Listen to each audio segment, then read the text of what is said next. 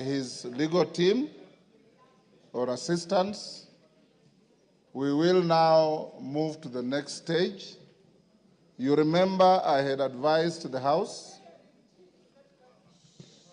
Order Joyce Kamene.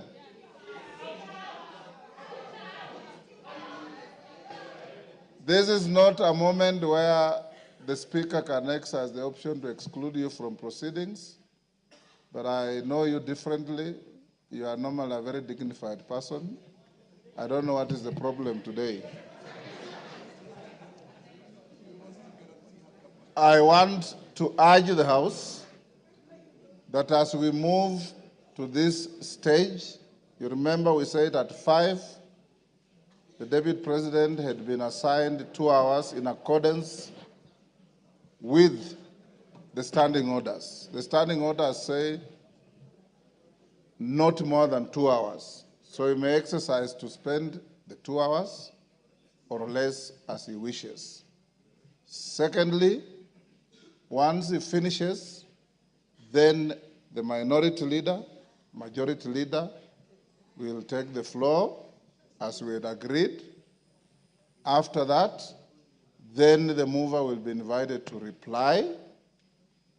And after that, you will go into a voting session. Your Excellency, once you finish, you have the option to remain in the House or to leave because you'll have spent your time as allocated by the House. I want to encourage you members to maintain your silence, to maintain your decorum, and to maintain the dignity of both the House and yourselves in listening to the subject to this motion, who is the Deputy President of the country. And I invite you, Your Excellency, you have a choice. You have a choice between speaking yourself or speaking through your legal counsel. Yes, Kamket, what is out of order? Your Excellency, you may take your seat. Let us hear him. Mr. Speaker, while I did not want to interrupt His Excellency the Deputy President, who is my brother-in-law, Mr. Speaker, yesterday, the Deputy President on national television referred to this House in unpalatable terms. And Mr. Speaker, while it is his right to say whatever he wants to say, as a former member himself, Mr. Speaker, would I be in order, Mr. Speaker, that the Deputy President, as a precursor to his speech, apologizes to this House? Mr. Speaker, this House, Mr. Speaker, he used the words, he referred to this House as a theater of the absurd. Mr. Speaker, this House is an honorable House of the people of Kenya. These are elected members of Parliament, Mr. Speaker. This House is neither a theater, neither is there absurdity in this House, Mr. Speaker. So I would request, Mr. Speaker, that the Honorable Deputy President exercises, dignifies this House by offering an apology. I know he has very little support in this House now. You've made your point. But he may get a little support even just from that apology. He has to apologize to this House, Mr. Speaker, before he proceeds with his speech, Mr. Speaker. Thank you very much. Order.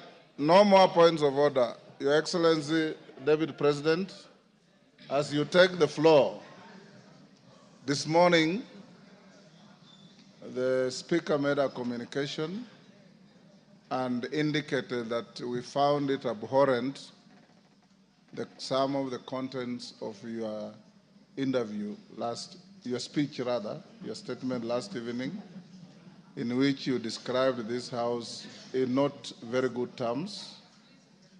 We also indicated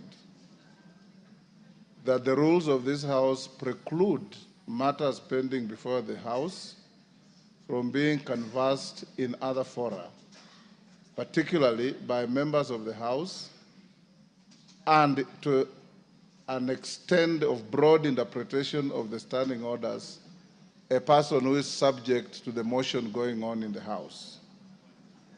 It is spilled milk, it's water under the bridge. You said what you said, but it is only fair that being an immediate former member of this House, that you exercise your conscience to hold as to whether this is a theater of the absurd or is an honorable National Assembly of the Republic of Kenya. You may start by addressing that. Thank you very much, Honorable Speaker. And thank you, the honorable members present, for according me this opportunity to prosecute the matter before us. Mr. Speaker, sir, I have tremendous respect for this great institution, having served here for 5 years between 2017 and 2022, and I appear here in a very nostalgic moment that I'm back in the House where I stayed for 5 years, despite the fact that I've come under difficult circumstances. Mr. Speaker,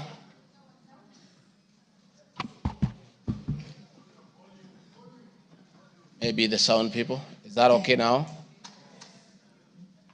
Mr. Speaker, sir, and the honorable